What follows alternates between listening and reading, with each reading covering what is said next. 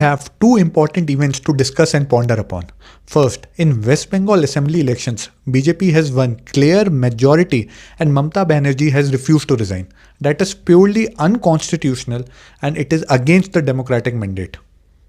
Second, in Tamil Nadu assembly elections, TVK emerged as single largest party after winning 108 seats out of 234.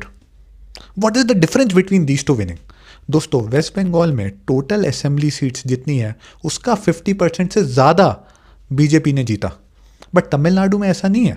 234 का 50% होता है 117 और TV के majority में होती अगर टीवी के पास होती 118 सीट्स, बट टीवी के पास तो आज 108 सीट्स है।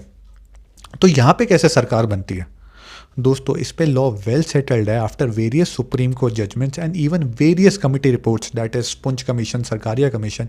इन केसेस में गवर्नर सिंगल लार्जेस्ट पार्टी को चांस देता है अपनी मेजॉरिटी प्रूव करने का इन द असेंबली।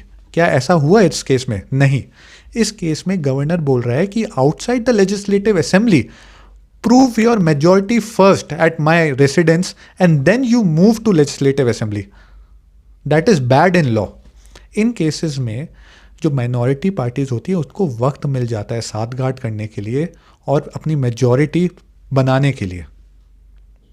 क्या ऐसा पहले हो चुका है इंडिया में? दोस्तों, अभी रिसेंटली ही 2014 एंड 2018 में महाराष्ट्र, कर्नाटका में सिंगल लार्जेस्ट पार्टी थी जिसके पास क्लियर मेजॉरिटी नहीं थी if we consider clear majority from the perspective of total legislative seats.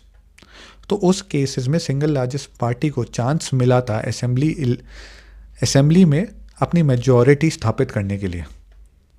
Even Atal Bihari Vajpayee ji ने 5 साल की सरकार चलाई थी विदाउट हैविंग क्लियर मेजॉरिटी। तो ये ऐसा कैसे होता है? क्योंकि मेजॉरिटी प्रूव करने के लिए प्रेजेंट एंड वोटिंग का 50% से ज़्यादा चाहिए। इसका मतलब कि अगर 234 सीट्स है तमिलनाडु में, तो उसमें से कुछ बंदे जब मेजॉरिटी प्रूव करने की बात आई तो एब्सटेन कर गए वोटिंग से। कुछ बंदों ने किसी का पक्ष नहीं लिया।